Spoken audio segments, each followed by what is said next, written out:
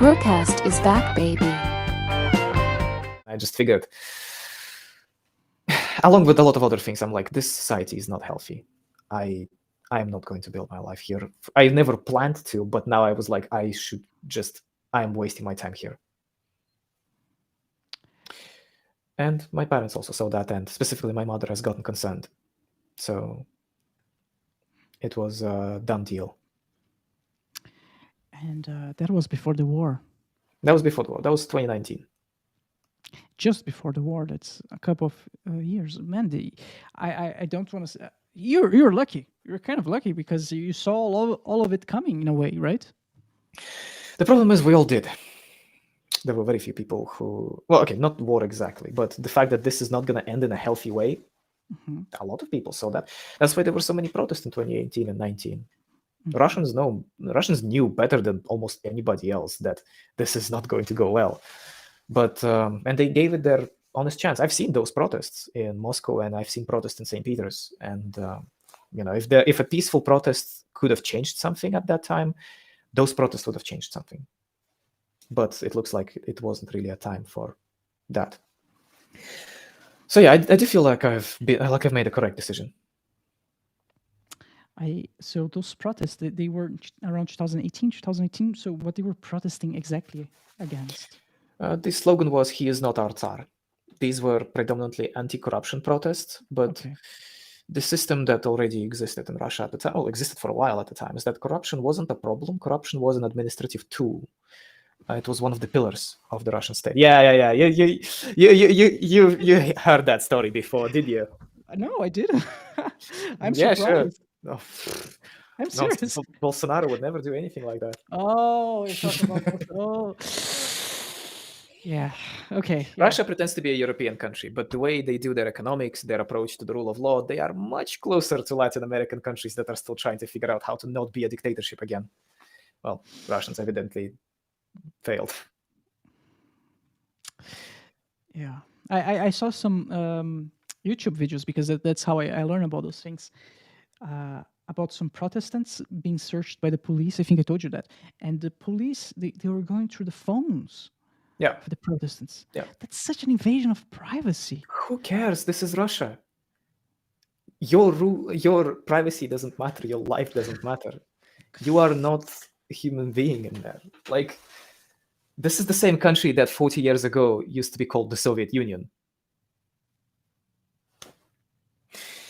And despite the flaring of the freedom in late 1980s, totalitarianism reclaimed Russia. And we knew it reclaimed Russia already in 2018. There was a book by Maria Gessen, who already talked about all of those things. What's the title of the book? Exactly that, how totalitarianism reclaimed Russia.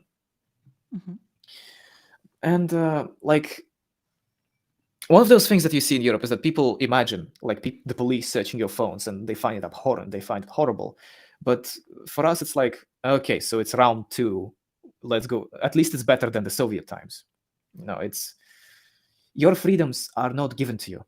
Democracy, respect, dignity, progress, you are not promised those things by the falling grains of sand. They are there when people fight for it. They are there when people struggle for it. They are there when generations sometimes put their lives and livelihood and happiness on the line, just so and without knowing if they would see the result of it at all. It's the small acts of internal protest. It's a difficult process. It's a fight. And it's a fight against people who are quite powerful and quite clever. And it means that as for every victory, you would probably suffer a defeat here and there. That's why so many countries in, for example, the post-Soviet space, or countries that have recently gotten rid of their dictatorships, they still swing around left, right, because it's a difficult process. Because you can't just you can't just kill your dictator and expect never to fall into a dictatorship again. No, you can look at Romania. They shot their guy, and it still wasn't over. And Romania is still not in a great place, and they're still struggling, and they still have challenges to overcome. It's a difficult process. Empires don't fall quickly. and those scars would take generations to heal. I mean, again, I don't know about Brazil, but other like European nations have gone through a lot of that. It's just Europeans have gone through that generations earlier. Time flows fast, time runs faster in the Western world. So you are more removed from that.